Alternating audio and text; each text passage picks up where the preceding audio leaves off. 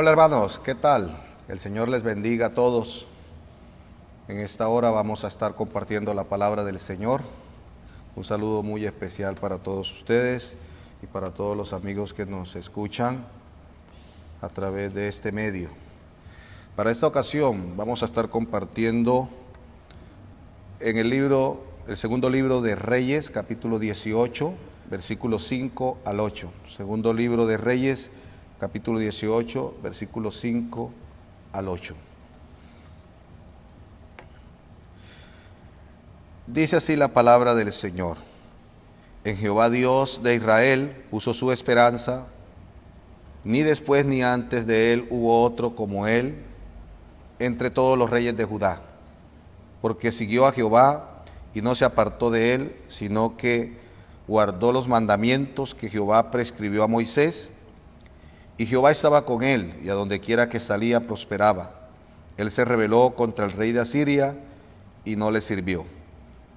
Hirió también a los filisteos hasta Gaza y sus fronteras, desde las torres de las atalayas hasta la ciudad fortificada. Padre, te damos muchas gracias por tu santa palabra, que tiene poder para dar vida, que tiene poder para edificarnos, que tiene poder para transformar familias. Honramos su palabra en esta hora, Señor. También oramos por todos los amigos, por todos los hermanos que nos escuchan por este medio, para que tú, Señor, a través de esta palabra, hables a sus corazones, cambies y transformes sus vidas, e impartas el consuelo y la fortaleza que trae consigo tu palabra cuando abrimos el corazón, Señor. Que el enemigo no robe la palabra, Dios, sino que la palabra caiga en buena tierra y dé su fruto, como tú, Señor, esperas que des en el corazón de cada uno de nosotros. Gracias, Padre, porque nos das este privilegio de poder enseñar tu palabra y también esta responsabilidad. Por tu gracia y por la unción de tu Espíritu Santo, podemos cumplir este deber de predicar tu palabra a todas las personas. En el nombre de Jesús te damos gracias. Amén y amén. El tema de la enseñanza de hoy es el Dios en quien confío. Y es un título que he sacado del mismo texto, como ustedes lo van a poder verificar en la medida en que vamos mirando los textos bíblicos de Segunda de Reyes 18. Bien, cuando el versículo 5 dice, en Jehová Dios de Israel puso su esperanza, es obvio que está haciendo énfasis en una persona, y esa persona es el rey Ezequías, uno de los mejores reyes de Judá. Al igual que Ezequías, muchos cristianos estamos siendo puestos a prueba en estos tiempos, una prueba de nuestra fe. Y quizás muchos en estas pruebas están titubeando, dudando y poniendo en tela de juicio los principios y valores de la palabra del Señor.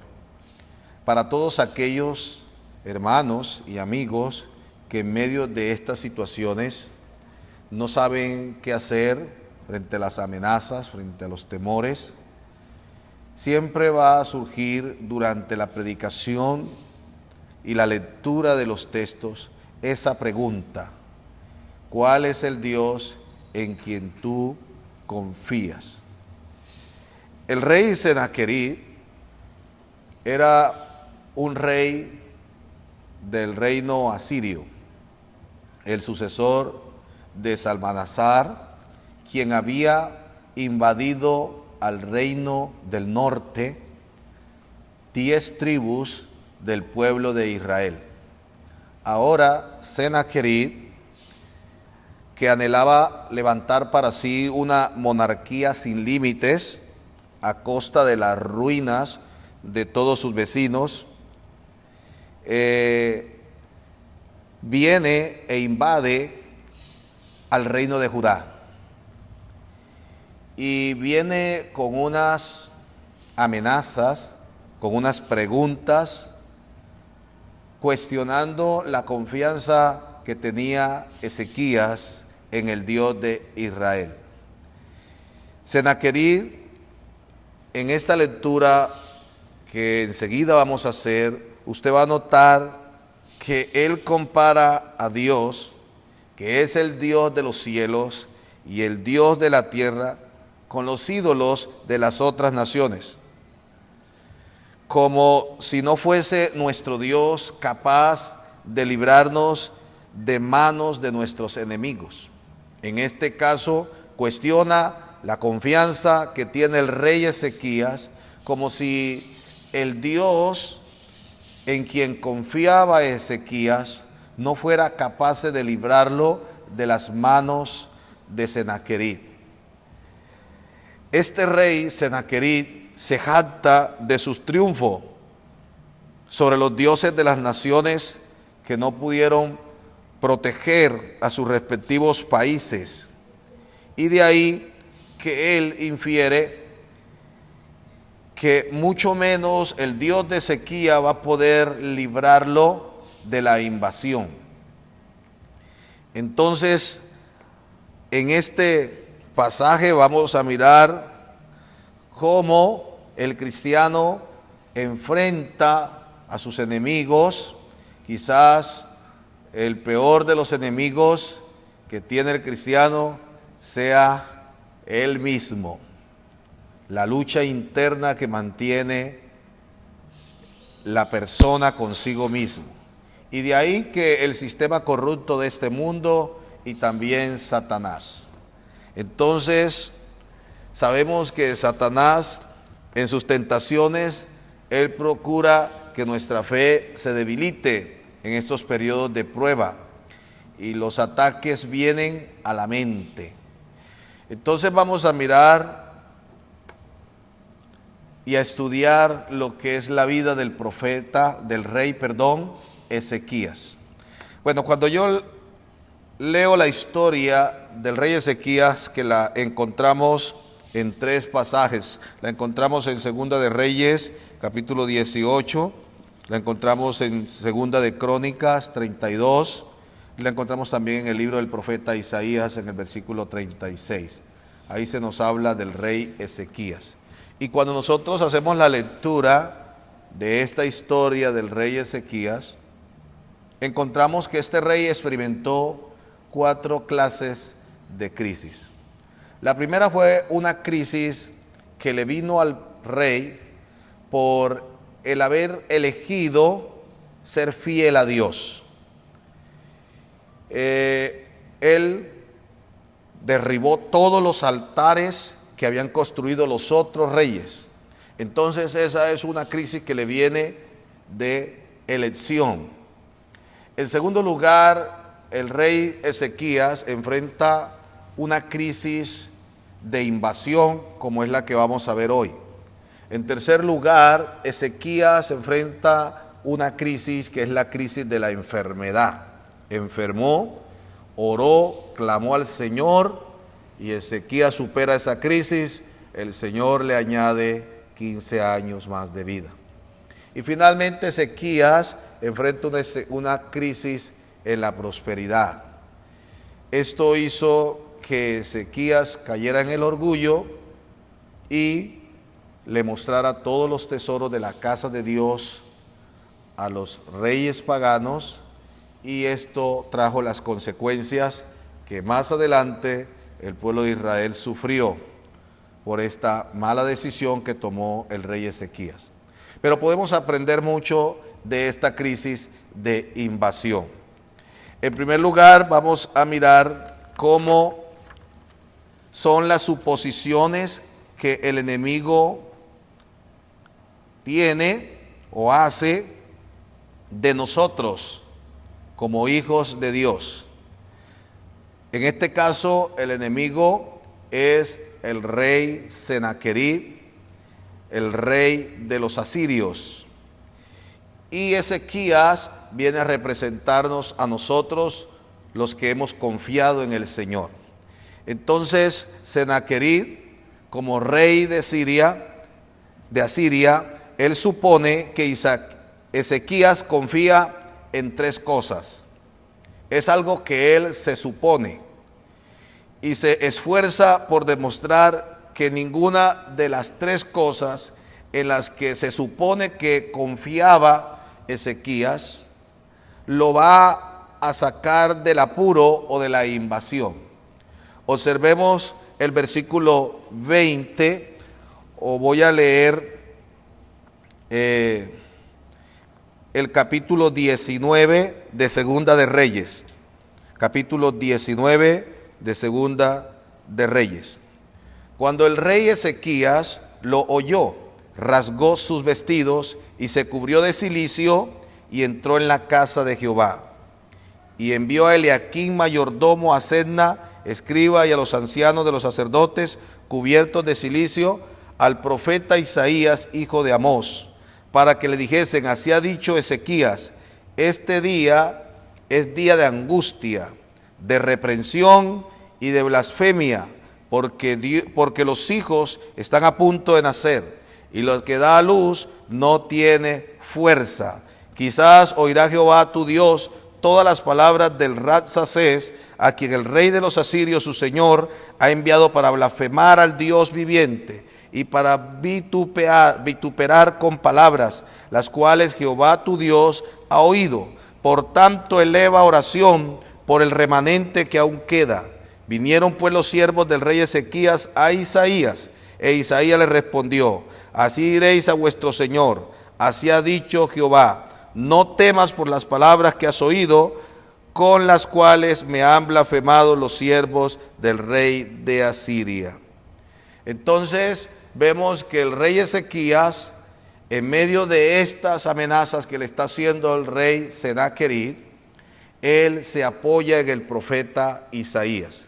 Y esa es la razón por la cual encontramos la historia de esta invasión, no solamente en los libros de los reyes y las crónicas, sino también en el libro del profeta Isaías, porque Isaías es contemporáneo al rey Ezequías. Muy bien, Sennacherib entonces va a comparar a Dios, el Dios nuestro, como si fuera otros dioses. Veamos, por ejemplo, en el versículo 19 del capítulo 18. Y les dijo el Rabsacés: decid ahora a Ezequías, así dice el gran rey de Asiria, ¿qué confianza es esta en que te apoyas? La confianza que tenía Ezequías en el Dios de Israel ahora es cuestionada. Por eso el título de esta predicación es: el Dios en quien confío. El enemigo sin duda va a cuestionar la confianza que tú tienes en el Dios de Israel.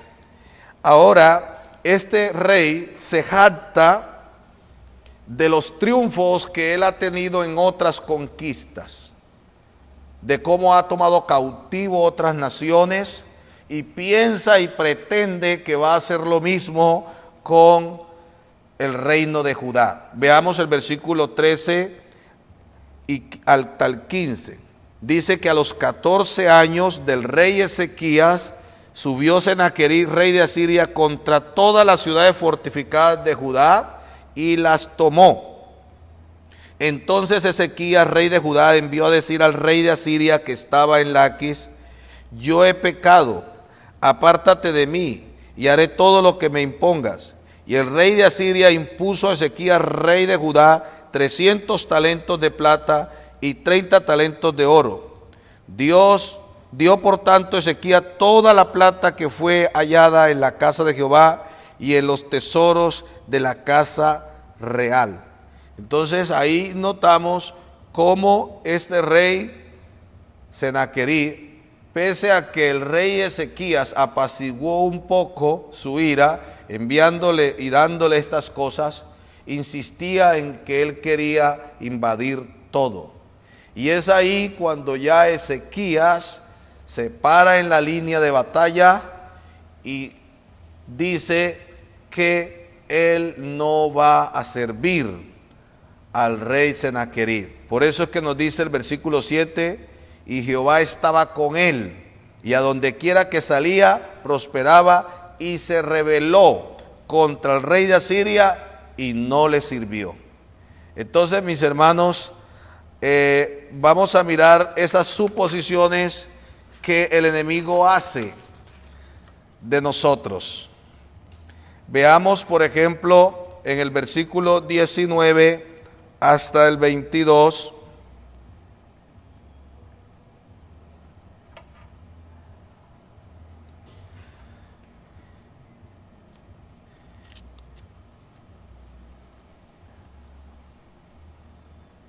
Y les dijo el Rabsacés: decida ahora Ezequías, así dice el gran rey de Asiria, ¿qué confianza es esta en que te apoyas?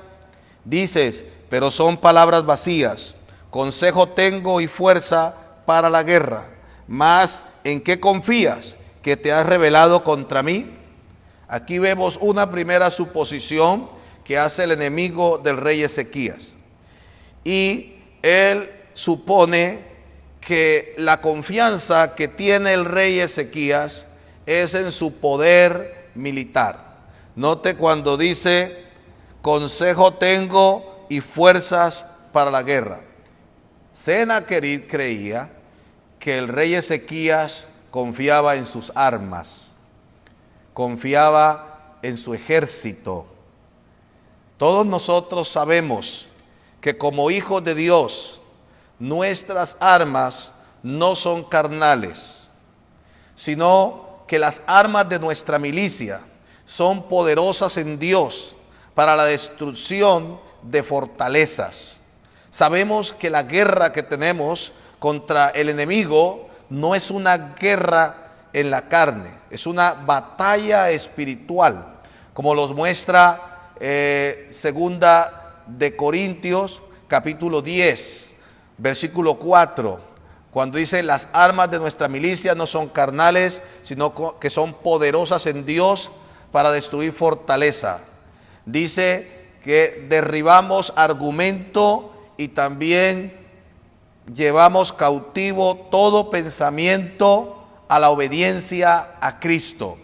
También Efesios 6, versículo 10 y 12 nos están diciendo que debemos fortalecernos en la fuerza del Señor, porque no tenemos lucha contra carne y sangre, sino contra principados, contra potestades, contra huestes espirituales de maldad en las regiones celestes. Y el enemigo va a aprovechar todas las pruebas difíciles que nosotros estamos viviendo para comenzar a cuestionar nuestra fe. Quizás una de las cosas que el enemigo va a pensar o va a suponer es que tú y yo estamos confiando en el dinero que tenemos, en la profesión que sabemos, o quizás en la experiencia que tenemos, o quizás en las fuerzas o en los bienes materiales que tenemos.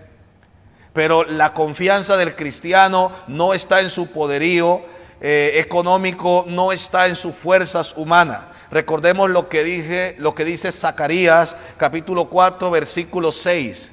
Porque no es con fuerza ni con ejército, sino con mi Santo Espíritu. El enemigo está equivocado con los cristianos. El enemigo está equivocado con los hijos de Dios. Él está suponiendo que en medio de estas crisis, que en medio de esto que estamos viviendo, nuestra confianza está puesta en el hombre. Nuestra confianza está puesta en lo material. Pero tiene que desengañarse. Así como Sennacherib tuvo que desengañarse del rey Ezequías. Él suponía que el rey Ezequías tenía toda su confianza puesta en Dios, en su poderío militar. Notamos en el versículo 21 y 24 que él cree que Ezequías está confiado en la alianza con Egipto. Vamos a leer esos versículos 21 hasta el 24. Estas son suposiciones del enemigo. He aquí que confías en este báculo de caña cascada, en Egipto, en el cual si alguno se apoyare, se le entrará en la mano y la traspasará. Tal es Faraón, rey de Egipto, para todos los que en él confían. Y si me decís, nosotros confiamos en Jehová nuestro Dios, ¿no es este aquel cuyos lugares altos y altares ha quitado Ezequías? Y ha dicho a Judá y a Jerusalén: delante de este altar adoraréis en Jerusalén. Ahora pues yo te ruego que des rehenes a mi señor, el rey de Asiria, y yo te daré 2000 caballos, si tú puedes dar jinetes para ellos. ¿Cómo pues podrás resistir a un capitán, al menor de los siervos de mi señor, aunque estés confiado en Egipto con sus carros y su gente de a caballo? Una segunda suposición que el rey Sennacherib se hacía de la confianza que tenía el rey Ezequías era que él confiaba en Egipto. Primero supuso que Ezequías confiaba en su armamento militar. Luego supuso que Ezequías confiaba en Egipto. Y finalmente él supone que si su interés es en confiar en Dios, según lo que dijo el Rabsaces, decía que esa confianza en el pueblo de Dios, en su Dios, era una confianza vana, porque había sido Dios mismo, según él, el que le había dado el permiso para tomar la nación de Judá en invasión. Entonces note que estas son suposiciones del enemigo. El enemigo va a buscar la forma de cómo argumentar y de cómo debilitar tu confianza en Dios. 3 argumentos que el enemigo levanta aquí para quitarle esa confianza al rey Ezequías. Primero, que Ezequías había perdido el derecho a la protección de Dios, pues había quitado los lugares altos y los altares. Eso nos dice el versículo 22.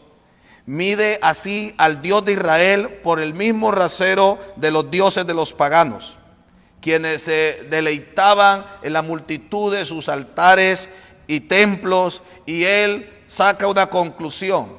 Él dice que Ezequías ha hecho una gran ofensa al Dios de Israel al limitar su culto a un solo altar. Recordemos que estos dioses y naciones, estos reyes y naciones paganas eran politeístas. Ellos creían en muchos dioses. Pero Israel, el pueblo de Dios, siempre se distinguió en que ellos creían en un solo Dios, monoteístas. Y entonces Sennacherib saca esta conclusión: si Ezequías derribó todos esos altares, a lo mejor le dio la espalda a los dioses. Los dioses le dieron la espalda a él. Entonces solo le queda uno. Y él pensaba que ese uno no lo podía librar a él de sus manos. Era una suposición del enemigo. Y esto lo podemos comparar con esa obra que el enemigo hace trabajando en la mente de los creyentes con ideas negativas, con pensamientos negativos, con logismos, argumentos humanos. Y muchas de esas formas que como Satanás ataca al creyente en medio de estas pruebas, estas dificultades, es haciéndoles creer que ellos no tienen la protección de Dios, que ellos no tienen el cuidado de Dios, que ellos no tienen el respaldo de Dios, debido a que han fallado en alguna ocasión o han cometido algún pecado. Recuerde, mi hermano, que todos nosotros somos pecadores y en algún momento podemos fallar al Señor.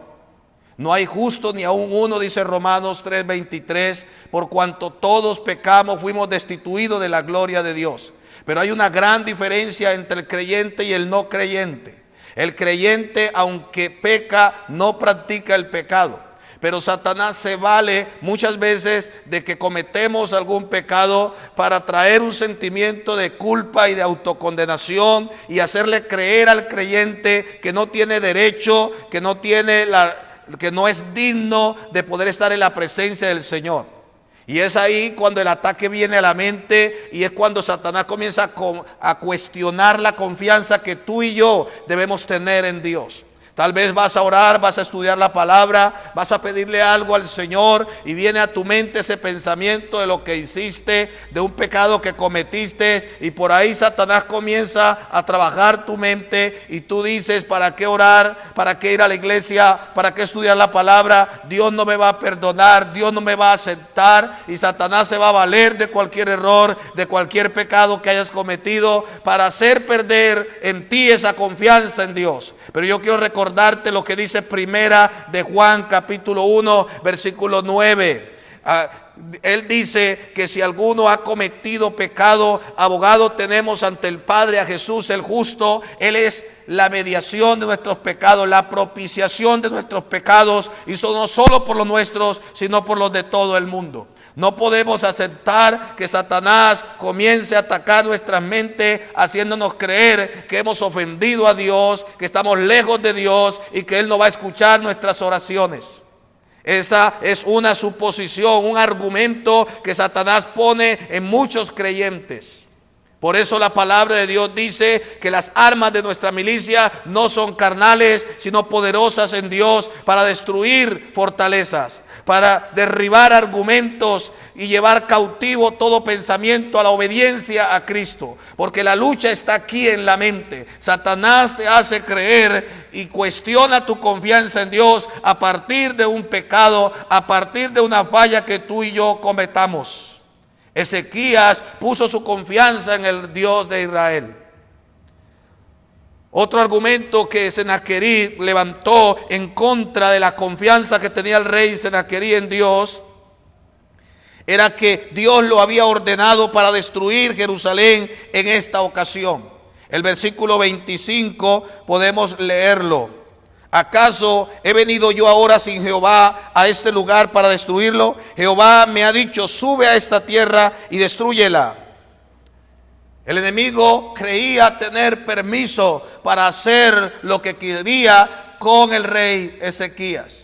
Y así muchas veces los cristianos, cuando fallamos y pecamos, le cedemos un derecho legal a Satanás, como si le abriéramos una puerta al enemigo que entraría a minar nuestra confianza en el Señor. Por eso lo primero que nosotros debemos hacer, si queremos confiar en el Dios de Israel, es estar a cuentas con Él. Venid luego, dice el Señor, si tus pecados fuesen rojos como el carmesí, vendrán a ser blancos como la blanca lana. Es la hora de nosotros poder reconciliarnos con Dios, de volvernos en un verdadero arrepentimiento, porque si no lo hacemos, el enemigo se va a valer de esa puerta abierta como esa pequeña zorra que entran al viñedo y dañan todo. Tenemos que cerrar portillos con un verdadero arrepentimiento. Tenemos que volvernos a Dios y no dejar ninguna puerta abierta a las acusaciones de Satanás. La Biblia llama a Satanás el acusador de nuestros hermanos. Es uno de los papeles que desarrolla Satanás, acusador de los hermanos. Así que él estaba queriendo acusar a Ezequías de que tenía toda la desprotección, debido a que Dios mismo le había dado permiso al rey Sennacherib para que lo invadiera. Mire lo que dice el versículo 33 al 35. Versículo 33 al 35. ¿Acaso alguno de los dioses de las naciones ha librado su tierra de la mano del rey de Asiria? ¿Dónde está el Dios de Amad y de Arfad? ¿Dónde está el Dios de Sefarbaín, de Ena y de Iva? ¿Pudieron estos librar a Samaria de mi mano? ¿Qué Dios de todos los dioses de esta tierra ha librado su tierra de mi mano, para que Jehová libre de mi mano a Jerusalén? Este es craso error que cometió el rey Sennacherib. Y es el mismo error que sigue cometiendo y siguen cometiendo nuestros enemigos. Y es blasfemar contra el Dios de Israel. Sennacherib creyó que podía tratar a nuestro Dios como los otros dioses paganos. Mire la blasfemia que este rey está diciendo. Mire aquí su orgullo. Mire la profanación. Mire incluso la apostasía. Vemos el orgullo de este rey, vemos la profanación que hace de nuestro Dios y vemos que el Ramsés habla un idioma que era judío, ¿sí? Que podían entender todos. Entonces posiblemente este Ramsés era un judío que había apostatado de la fe del Dios de Israel, lo cual explicaría su inclinación a hablar en hebreo. Los apóstatas suelen ser los enemigos más acerbos y despectivos. El enemigo, mis hermanos, en este primer punto, quiero decirles, no entra en razón. El enemigo no entra en razón. Tú y yo no podemos negociar con el enemigo. Satanás va a bombardear tu mente y va a atacar tu corazón y va a hacerte creer que no eres digno para estar en la presencia de Dios, que Dios te ha abandonado y que ni aun Dios te puede librar. Pero déjame decirte que tú y yo no tenemos que negociar con el enemigo. Ezequías dijo que él no negociaría con el enemigo. Le dijo a todos sus administradores, al canciller, le dijo no le respondan nada. Entonces, mis hermanos, en esta primera experiencia, en esta primera observación del texto, nos podemos dar cuenta que con Satanás no se puede negociar. Quiero que miremos lo que Ezequías hizo cuando fue cuestionado en su confianza en Dios. Veamos los preparativos que Ezequías hizo contra esta tormenta que se cernía sobre él. El versículo 3, tuvo consejo con sus príncipes. Mire lo que dice el versículo 3 del capítulo 18. Bueno, esta vez vamos a mirarlo en Segunda de Crónicas, capítulo 32. Tuvo consejo con sus príncipes y con sus hombres valientes para cegar las fuentes de aguas que estaban fuera de la ciudad, y ellos le apoyaron. Entonces, notamos aquí los preparativos que el rey Ezequías hace para librarse del rey Sennacherib.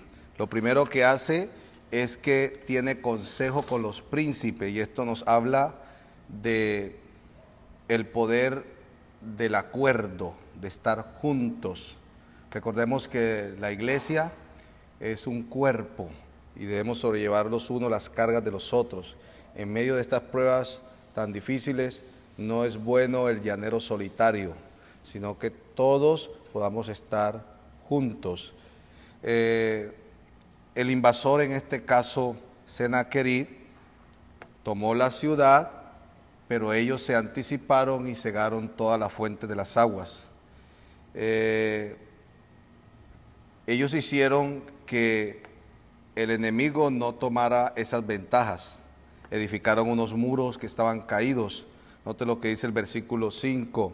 Después, con ánimo resuelto, edificó Ezequías todos los muros caídos, e hizo alzar las torres y otro muro por fuera. Fortificó además a Milo en la ciudad de David, y también hizo muchas espadas y escudos. Esto tiene que ver con el poder de orar juntos, de interceder y levantar vallado de protección alrededor de nuestra casa, de nuestra familia, a través de la oración. Dice que en los días de apuros, ¿sí? Ezequías hizo esto. Los ánimos que dio al pueblo para que dependiesen de Dios en este aprieto. Mire lo que hizo, se esforzó en quitarles el miedo a las personas. Cuando dice Isaías 10:24, dice que les dio ánimo al pueblo. Isaías 10:24 nos habla mucho de esforzarnos y de animarnos. Y una de las cosas que nos anima es saber que Dios peleará por nosotros y Dios destruirá a nuestros enemigos. Mira lo que dice Isaías 10:24.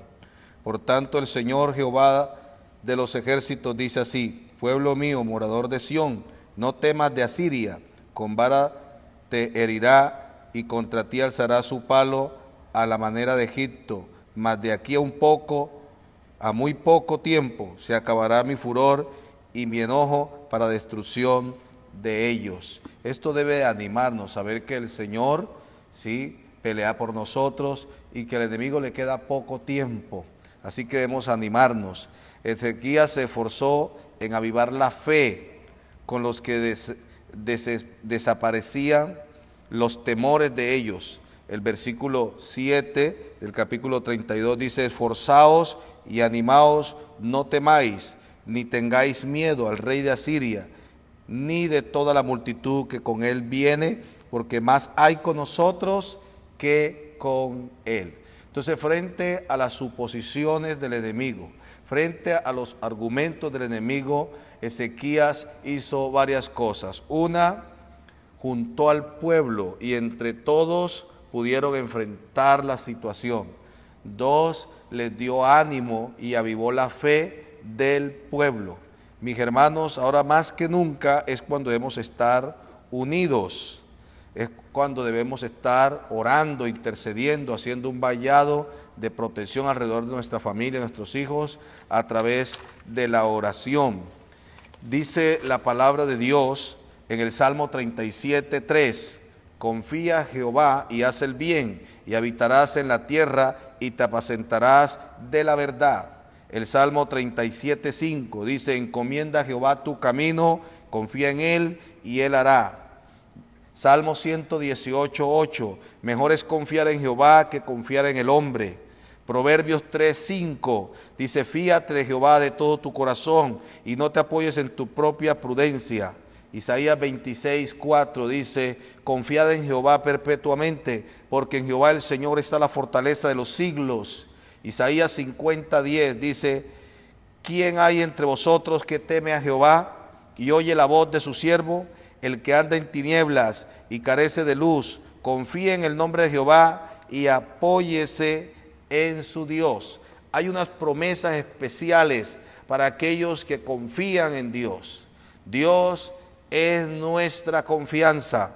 Dice Números 14:8, si Jehová se agradare de nosotros, Él nos llevará a esta tierra y nos las entregará, tierra que fluye leche y miel. Y esta promesa se ve reflejada en el Salmo 25:1. Los que confían en Jehová son como el monte de Sión, que no se mueven, sino que permanecen para siempre. Proverbios 29:25, el temor del hombre pondrá lazo, mas el que confía en Jehová será exaltado. Y vamos a mirar el Salmo 27, dice, estos confían en carros y aquellos en caballos, mas nosotros del nombre de Jehová nuestro Dios tendremos memoria. El Salmo 23:4 dice, aunque ande en valle de sombra de muerte, no temeré mal alguno, porque tú estarás conmigo, tu vara y tu cayado me infundirán aliento. El Salmo 27:3 dice, aunque un ejército acampe contra mí, no temerá mi corazón. Aunque contra mí se levante en guerra, yo estaré confiado.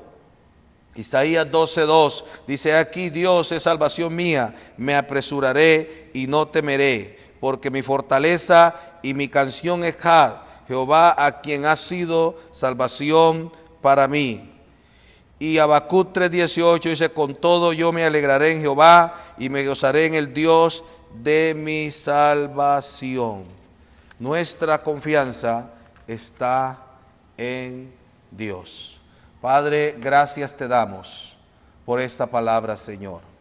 Sabemos, Dios, que la batalla espiritual comienza primero en la mente, donde el enemigo cuestiona nuestra fe, nuestra confianza en ti. Sabemos que la iglesia y muchas personas están viviendo tiempos difíciles y sabemos que el enemigo comienza a atacar para hacer poner en duda, en incertidumbre, en incredulidad al pueblo de Dios. Pero frente a todas estas cosas hemos aprendido hoy, Señor, a estar juntos, a ponernos de acuerdo para enfrentar al enemigo, Señor, a anticiparnos, a cegar las fuentes de aguas, no dejando que el enemigo entre a tomar ventaja, a rodear la ciudad, a construir los muros de la oración, de la intercesión, a animarnos unos a otros, a avivar la fe. Todas estas cosas hizo Ezequías para librarse de manos de Senaquerí.